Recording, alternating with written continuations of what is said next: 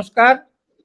हमारे साथ हैं प्रकाश राजभर जी, जो राष्ट्रीय अध्यक्ष हैं सुभासपा, यानी सुहेल देव भारतीय समाज पार्टी के। प्रकाश राजभर जी का वैसे परिचय देने की जरूरत नहीं है। यूपी की राजनीति में इन्होंने कई महीनों से हलचल मचा रखी है। लेकिन ये बताइए राजभर साहब, ये जी आप कोशिश तो बहुत दिन से कर रहे थे, घूम घूम के, और आपने कई प्रयोग भी करने चाहे, लेकिन अंत में आपने जो हाथ मिलाया अखिलेश यादव से, और जो आपने फिर रैलियां की दोनों मिल के, और उसमें जो रिस्पांस मिला, तो ये उसके बाद ये चुनाव की घोषणा होते ही ये मौसम अचानक बदल कैसे गया यूपी की सियासत का? क्या हुआ क्या? कैसे बदल दिया? देखिए, 2 साल पहले ही माननीय स्वामी प्रसाद मौर्य जी और माननीय दारा सिंह चौहान जी से हला मुलाकात तो बराबर होती रही, लेकिन 2 साल पहले हमने समझाया कि देखो भाई, हम तो छोड़ दिए, आप लोगों ने कहा कि अन्याय हो रहा है, अब आप लोगों का क्या होगा। तो कह देखिए, आप अपनी पार्टी के मालिक हैं, हम लोग तो भाई इनकी पार्टी में हैं। हम हाँ, लोग अगर छोड़ेंगे तो ये हम लोगों को ईडी और सीबीआई से फंसा करके जेल में कर देंगे, फर्जी मुकदमा करेंगे। तो कोई रास्ता बताइए जिससे हम लोग दोनों काम हो जाए, सरकार भी बन जाए, अखिलेश जी को मुख्यमंत्री भी आप बना लो, और हम लोग भी सेफ हों। तो हम कहे तो फिर हम बताएंगे आप लोगों को। फिर बीच बीच में बात हमारी होती रही और कई लोगों से बात होती रही। तो उनकी बात में ये दम आया कि अगर ये आज के 6 महीना पहले छोड़ते, साल भर पहले छोड़ते, तो ये भारतीय जनता पार्टी के लोग बहुत शातिर लोग हैं, इनके ऊपर मुकदमा लिखाते, जेल भेज देते, तो फिर दुर्गति होती। तो हमने कहा नहीं कि नहीं, छोड़ दो, चल। एक सेकंड, आपको ये कहना है कि जैसे इमरजेंसी में लोगों में खौफ था, डर था जेल भेजने का, वैसा ही डर इस समय यूपी में चल रहा था? जी, पूरी भारतीय जनता पार्टी हिटलर शाही रवैये के हिसाब से, अब जैसे आ, पत्रकार देश का चौथा स्तंभ है, और काम होता है कि सरकार की कमियों को उजागर करना, और सरकार का काम होता है कि उससे सीख लेके सुधार करना। पहले ही दिन इन्होंने देखा है आपने कि मिर्जापुर में मिड डे मील योजना में नमक रोटी खिलाई गई, और जब वो बेचारा छाप दिया तो उसी को ठीक कर दिया, जेल भेज दिया। सैकड़ों ऐसे पत्रकारों को किया। अभी वो रिटायर्ड आईएएस, नाम हमको याद नहीं आ रहा है, धारापुरी। वो सही बोल। अच्छा, जी, वो सूर्य प्रताप सिंह, सूर्य प्रताप सिंह। हाँ, सूर्य प्रताप सिंह। वो रिटायर्ड जो उनको आईपीएस हैं, आईपीएस जो जी। हैं दारापुरी साहब, वो भी तो घर में थे और उनको मुकदमा कर दिया कि वो शहर में आग लगा रहे थे और जेल भेज दिया। तो अब वही देखिए इनके हिटलर शाही का, तो उससे पूरे प्रदेश में भय का माहौल हो गया है। कोई सही बात बोलने को तैयार नहीं। वोटर तक को ये दहशत हो गई थी कि हम अगर बोल दिए तो हमारे ऊपर भी दरोगा के मुकदमा लिख के जेल भेज देगा। इतनी बड़ी तानाशाही हो गई थी, इससे लोगों में भय था। और आज भी लोगों में भय, अब तो आचार संहिता लगे तो अब धीरे धीरे भय लोगों का खत्म हो गया नहीं तो कि अब तो ये कुछ। नहीं नहीं, एक सेकंड, तो आप क्या लगता है आपको कि मायावती भी इसी डर की वजह से, ईडी सीबीआई की वजह से वो एक्टिव नहीं हुई क्या? अब तो देखिए, पूरे देश की राजनीति गठबंधन की राजनीति हो रही है। नहीं, लेकिन मोदी जी भी मायावती आपको क्या लगता है कि नहीं, क्यों नहीं निकली? थोड़ा एक ये बात हो जाए फिर आगे गठबंधन पे। कहीं ना कहीं कोई बात तो है, कहीं ना कहीं बीजेपी की दहशत तो है, वो तो मैं मान रहा हूं। और नहीं तो उनको भी गठबंधन करके और चुनाव मैदान में आना चाहिए था। लेकिन आज तक जिस तरह का माहौल है, उससे तो यही लग रहा है जैसे उनके एक दो बार बयान भी आए कि सपा को हराने के लिए हम बीजेपी को वोट देंगे, ऐसा बयान भी उनका आया। आपने तो कोशिश की थी मायावती से कोई तालमेल की कभी? हाँ, मैंने कोशिश की थी, मैंने पूरा प्रयास किया। तो वहां से मैसेज हमको यही मिला कि हम अकेले चुनाव लड़ेंगे। हम के अकेले चुनाव जीत नहीं सकती हैं, ये तो बीजेपी को मदद करने की बात हो गई। तो कहें कि अब ये तेरी बात है, मेरी जो बात है तो हम वो करेंगे। हम ठीक है बहन जी, आप आपका काम है, हमारा काम प्रयास करना था। बड़ी कोशिश किया हमने, लेकिन उन्होंने नहीं माना। तो फिर हमने अखिलेश जी से बात किया, और बात करके फिर इनके साथ हम समझौता कर लिए। आप कह रहे थे कि गठबंधन का युग है, उस बात को थोड़ा पूरा करिए जी। आप कह देखिए रहे थे। किसी भी स्टेट में आप देखिए जहां जहां चुनाव हुआ तो गठबंधन करके ही लोग चुनाव लड़ रहे हैं।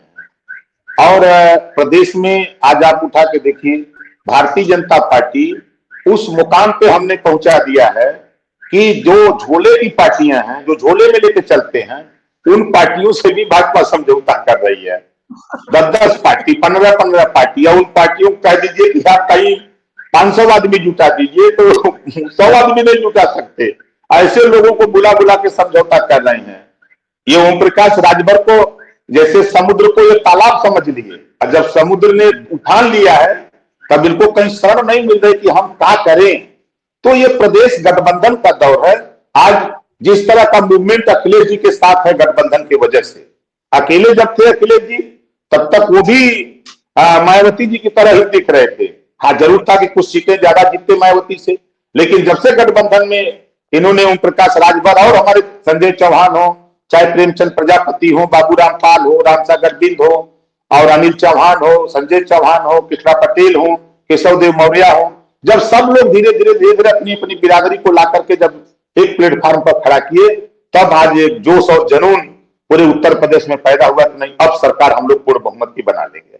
ये अभी संजय निषाद को और अनुप्रिया पटेल को कहे छोड़ दिया आपने? हम कोशिश करते हैं। हम तो दो लाइन का हम तो किसी कवि ने लिखा वही दोहा रटते रहते हैं कि कौन कहता है चलनी में पानी नहीं रुकता, बर्फ जमने तक आस लगाए रहिए। क्या बात नहीं, मुझे आज कोई कह रहा था कि जी गोरखपुर के ही एक बड़े अच्छे वो कह रहे थे, मतलब राजनीति में उनकी पकड़ है। हालांकि आज अनाउंस हुआ है कि उनको सीटों का गठबंधन अनाउंस हुआ है उनका बीजेपी के साथ, लेकिन कह रहे थे कि संजय निषाद को अगर नामांकन के दिन तक भी ये एहसास हो जाएगा कि बीजेपी पावर में नहीं आ रही है तो वो शायद बदल जाएंगे। क्या आपको लगता है बदल सकते हैं? अभी भी गुंजाइश है?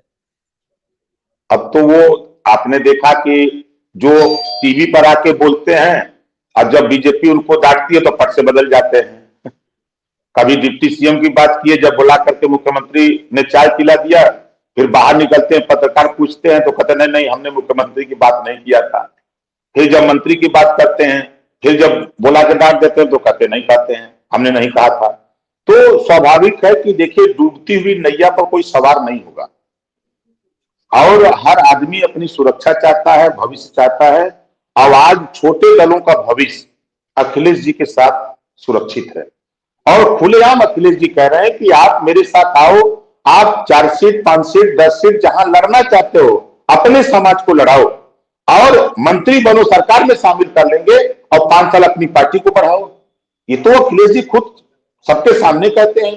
कोई रोक नहीं है कि भाई मंत्री बन जाओगे सारे संसाधन मिलेंगे, सारी सुविधा मिलेगी, आप अपनी पार्टी को बढ़ाओ और सरकार चलाओ 5 साल, फिर 5 साल में बाद तेरी मर्जी, जहां जाना हो जाओ, साथ रहना रहो। ये तो खुलेआम कहते हैं। अब इससे बड़ा छूट कौन दे सकता है? नहीं, ये बताइए, जैसे अखिलेश जी को आप बहुत दिन से जानते हैं, हम लोग भी जानते हैं, आपको क्या लगता है कि कुछ बदलाव आया है अखिलेश जी के स्वभाव में या काम करने के तरीके में? कुछ चेंज इधर लग रहा है क्या? कल शायद आपने फोटो देखा होगा, कल मोर्चे की बैठक थी, देखा। और वो फोटो शायद देखेंगे तो आप ये मान लेंगे कि 100% बदलाव आ गया। नहीं, कृष्णा पटेल जी को बड़ा इम्पोर्टेंट उसमें कुर्सी दी गई है, यही आप कहना चाहते हैं? जी जी, तो एक है ना बदलाव। उनके स्वभाव में तो विनम्रता पहले से है। अखिलेश जी जी के सबसे विनम्र रहते हैं, वो चाचा भाई सबको आदर देते हैं। जी लेकिन पहले देखिए उनकी पटी नहीं थी ना अपने परिवार में। क्या आपको ये भी लगता है कि जैसे शिवपाल यादव से जब से थोड़ा उनका ठीक हुआ है, तो उससे भी थोड़ा माहौल बदला है? वो जो बेल्ट है इटावा, फिरोजाबाद, मैनपुरी, मतलब एक थोड़ा माहौल बदला है जो परिवार में उनकी एकजुटता आई, उससे भी कुछ फर्क जी पड़ा? जी, देखिए 17 के चुनाव में ये आपसी लड़ाई में ये कमजोर हो गए। जाना चाहिए क्षेत्र में तो ये वहीं लड़ने लगे आपस में लोग, उसी से निपटने में रह गए, तब तक चुनाव बीत गया। तो इसी से हमने भी कम से कम नहीं कुछ तो 35-36 बार मैं शिवपाल भाई से मिला और जाके उनको भी समझाया, और अखिलेश यादव जी को भी मैं समझाया कि देखो परिवार का झगड़ा बहुत खतरनाक होता है, पहले हम सब लोग परिवार को मिला लो, सबको मिला करके साथ रहा जाए। और खैर उसमें हम लोग कामयाब भी हुए। और कल आपने फोटो देखा, अभी तो अकेले अकेले ही मिलते थे, और कल चाचा और भतीजा एक साथ अगल बगल बैठे हुए थे। और तो तो ये, अरे आपके एक साथी अभी और छूट गए हैं, ओवैसी साहब, उनको काहे नहीं ले आ रहे? कल तो मैंने बात किया माननीय अखिलेश यादव जी चंद्रशेखर जी के विषय में। अच्छा अच्छा। चंद्रशेखर जी के विषय में कल मैंने बात किया, तो उन्होंने कहा बात कर लो, देख लो, उससे भाई पूछ लो कि देखो उधर आरएलडी ज्यादा सीट मांग रही है, तो जो सीटें बची हैं उसमें से देखो बात कर लो, अगर आ जाए तो क्या दिक्कत है, उसको ले लो। अरे भाई, चंद्रशेखर आजाद आ जाएंगे तो मायावती की जो बची खुची बिरादरी वो भी वो आप क्या चाहते क्या कि मायावती अपनी पार्टी खत्म कर दे? चाहते क्या आप? हम हम किसी की पार्टी नहीं खत्म कर रहे हैं। हम माननीय अखिलेश यादव को मुख्यमंत्री बनाने के लिए काम कर रहे हैं। हम मुख्यमंत्री बनाने में अब जिनका जिनका सहयोग मिलेगा हम सबको लेंगे। तो क्या शर्तें हैं उनकी, चंद्रशेखर जी की? कोई शर्त नहीं है। कल उन्होंने भेजा था 3-4 लोगों को कि माननीय अखिलेश यादव जी से बात कर लीजिए, और हम लोग भी साथ रहना चाहते हैं, बात तय हो गई है। तो कितनी कल मैंने सीटें कहा, कितनी सीटें चंद्रशेखर आजाद को चाहिए? नहीं, हमने सीट के संबंध में कोई बात नहीं, हमने खाली इतना कहा था कि हम बात करके हम लाइन अप करा देंगे। तो उनके आदमी से टेलीफोन नंबर और वहां जो 2 लोगों का नाम अखिलेश जी ने बताया कि इनका इनका इनसे कह दो, ये इनको यहाँ फोन करेंगे, ये हमसे बात करा दिया करेंगे, हम बात कर लेंगे। वैसे तो आपका हमने क्या वहां, आकलन है कि वहाँ चंद्रशेखर आजाद का क्या प्रभाव है? क्योंकि वो पढ़े लिखे आदमी है, वो भी स्कूल कॉलेज चलाते हैं, तो है उनका कितना? प्रभाव है सब। देखिए, आजकल जो भी व्यक्ति समाज में रहेगा तो निश्चित समाज उसके साथ रहेगा। समाज के बीच में जो नहीं रहेगा नेता, तो समाज धीरे धीरे उसका साथ छोड़ते चला जाएगा। तो प्रभाव तो है, अब उसको नकारा नहीं जा सकता है। अच्छा, चंद्रशेखर भाई आ पश्चिमी जाएंगे। उत्तर प्रदेश में जो पॉलिटिक्स रही है पुरानी, उसमें गुर्जर और सैनी, मुझे लगता है अभी गुर्जर और सैनी आपके साथ, आप लोगों ने कोशिश करी कि उनको भी ले आए? हाँ, नहीं, पूरा प्रयास। देखिए, पश्चिमी उत्तर प्रदेश में बड़ी संख्या में 20,000, 30,000, 40,000, 50,000, 60,000 अकेले कश्यप समाज का वोट है। ओके। वहीं 20,000, 30,000, 40,000, 35,000 तक पाल का वोट है। वही 15,000, 20,000, 25,000, 30,000 प्रजापति का वोट है। तो और वही हाल सैनी का है। इन चारों वोटों पर हम 5 साल से मेहनत करते रहे, उनको समझाते रहे कि आपको हिंदू बना करके आपका हिस्सा लूटा जा रहा है, आपके शिक्षा के सवाल पे कोई बात नहीं हो रही है, रोजगार के सवाल पे कोई बात नहीं हो रही है, और आपको नौकरी आपके बच्चों को कैसे मिले इस पे कोई बात नहीं हो रही है। तो लोगों को बात समझ में आई और लोग बदलाव के लिए धीरे धीरे तैयार हुए। और जब तैयार हुए तो हमने कहा भाई राजनीतिक भागीदारी भी हम माननीय अखिलेश यादव को इसके कह करके राजनीतिक भागीदारी भी दिलाने का प्रयास करेंगे कि सबको समायोजित करके हम सब लोग मिल करके सरकार बना लें और सबका हित, सबका एक साथ मिल करके हम लोग किया जाए। हमको दो चीजें आप एक्सप्लेन करिए जरा। एक आपने कहा कि हिंदू बनाकर हिस्सा लूटा, तो ये क्या मतलब? जो हिंदुत्व की पॉलिटिक्स है, कौन हिस्सा लूट रहा है? वो तो 80 बनाम 20 की राजनीति कर रहे हैं, तो उसमें हिस्सा कैसे लूट रहे हैं? देखिए, ये झूठ बोल रहे हैं ना। अब आप बताइए कि राजभर तो हिंदू है, यादव हिंदू है। कभी यादव भी हिंदू है, और मौर्य भी हिंदू है, प्रजापति पाल भी हिंदू है। तो ये हिंदू तो अखिलेश के खेमे में है, तो वो काहे को जोड़ रहे हैं? पहले तो ये क्लियर करें कि उनके कह देने से सब उनके साथ तो होगा नहीं, हम तो नहीं है। नहीं, जो हिस्सा लूट रहे हैं वो समझाइए हाँ, हमको नहीं, कैसे। हिस्सा देखिए देखिए, हम आपको बता दें कि आज पूरे उत्तर प्रदेश में नाई का, गोंड का, लोहार का, पाल का, प्रजापति का, राजभर का, बिंद का, निषाद का, केवट का, मल्लाह का, रकबंशी का, बंजारा का, बहेलिया का, आरक का एक भी दरोगा नहीं है। पूरे उत्तर प्रदेश में 1700 थाने हैं। अगर आप हमको हिंदू मानते हैं तो हमारे बच्चे कैसे उस मुकाम तक पहुंचे, ये सरकार की जिम्मेदारी है। क्या 5 साल में कोई ऐसा निःशुल्क IAS, PCS, medical engineering coaching centre इन्होंने खोला कि जहां इनके बच्चों को, इनके लोगों को ट्रेनिंग दे करके, सिखा करके हम उस योग्य बनावे? क्या ऐसे लोगों को निःशुल्क अनिवार्य शिक्षा देकर इनको वहां ले जाने का कोई व्यवस्था इन्होंने बनाई? कहने के लिए तो हमको हिंदू हैं, वोट आ जाता है तो हम हिंदू हैं, चुनाव जीत गया तो क्या तो भर है, ये तो अहिर है, ये गोर है, ये तो बावन है, ये तो ठाकुर है, सब क्यों नहीं है? ये क्यों नहीं सबको कहते कि हिंदू है? जैसे आपने कहा ना कि 80-20 कर रहे हैं, तो 80 को हिंदू के नाम से क्यों नहीं बुलाते हैं? जैसे कि मान लीजिए योगी जी कहे राजभर जी से, ए हिंदू भाई इधर आइए, यादव से कहे हिंदू भाई इधर आइए, कुशवाहा कुशवाहा कहे हिंदू भाई इधर आइए, ऐसा क्यों नहीं बोलते? चुनाव जीत जाता है तो फिर वही कारे अहिया, कारे भरवा, कारे चमरा, कारे लोहरा, ये कौन सी भाषा बोलते हैं? हिस्सा लूटने के लिए एक राजनीति करने का एक प्लेटफॉर्म भारतीय जनता पार्टी ने बना रखा है हिंदू के नाम से।